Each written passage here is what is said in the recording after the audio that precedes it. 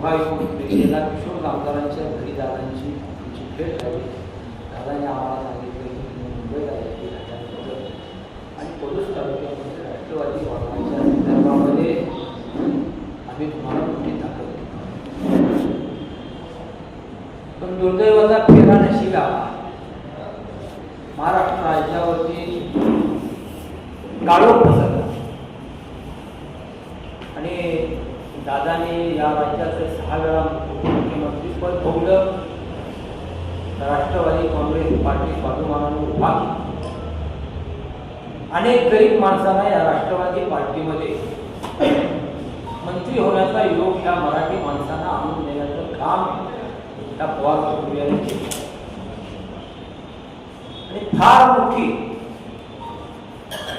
सामाजिक आर्थिक आणि उद्योगाची क्रांती या पवार कुटुंबियानं महाराष्ट्राच्या दरम्यान केली. यामध्ये कुणाला शंका असायचं कारण नाही.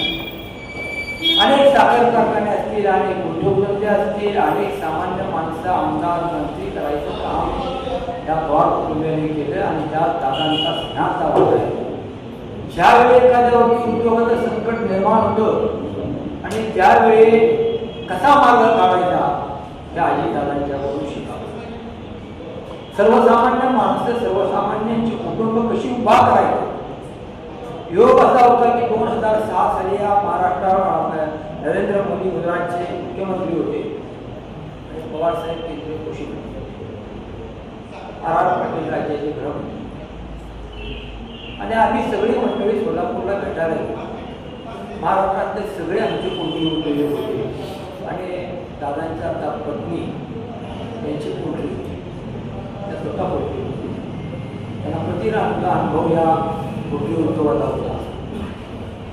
तर आम्हाला सांगितलं की बाबा तुम्ही सगळे हा उद्योग चांगल्या प्रकारे चालवत आहे, पण सरकार असं काय पैसे देत नाही. तुम्ही 20 रुपये 50 रुपये मागितले, तुम्हाला 20 रुपये काय मिळणार नाही. तुम्ही 100 पाहिल्यानंतर हा हत्या आहे, तेव्हा तुम्हाला कोणतरी 20 रुपये द्यायची भूमिका सरकार आहे. त्या संदर्भामध्ये तुम्हाला सगळ्या महाराष्ट्रातल्या पोल्ट्रीवाल्यांना एकत्र येऊन पाहिलेलं असेल, संख्येने सरकारला ताकद दाखवावी लागेल. मदन भाऊ करायला संजय काका, अण्णासाहेब पाटील, प्रकाश महामंडळी अध्यक्ष होते, प्रताप मदन भाऊ वगैरे सगळी तिथं आझाद मैदानावरती आली.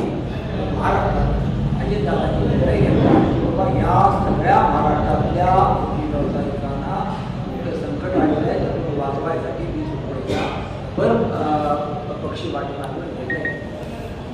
त्यामुळे महाराष्ट्रातला सामान्य जनता ही वाचली. असे अनेक निर्णय उपमुख्यमंत्री असताना दादाने घेतले. कृष्णा कॅनाल कृती समितीचं चिके बापू वगैरे आम्ही सगळी मंडळी नाना वगैरे सगळी होतो. दादा पाटबंधारे मंत्री होते. त्या हा कॅनाल बारमाही करण्यात दादांचा स्नेहाचा वाटा आहे.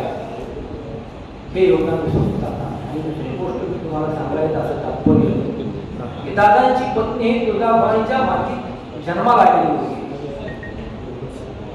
निश्चितपणाने मी तुम्हाला सांगतो, जसं ज्यावेळेला महाराष्ट्रावरती संकट निर्माण होतं त्यावेळेला शिवछत्रपतींना तलवार करून महाराष्ट्रात लढण्याचं काम केलं आणि महाराष्ट्र जीवन ठेवायचं काम केलं. त्या मातीत सिद्धूमित्रावरती उभा राहिलेले आहे.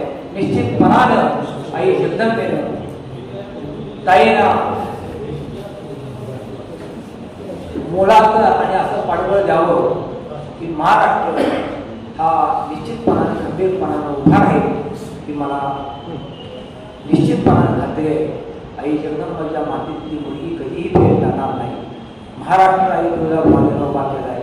त्यामुळे या राष्ट्रवादी काँग्रेस पार्टी निश्चितपणानं अजितदादांचा आशीर्वाद, आई भवानी मातेचा आशीर्वाद, माझी जिजाऊंचा आशीर्वाद त्याला निश्चितपणानं पुढे जाण्याची शक्ती आपल्या सर्वांना मिळाली.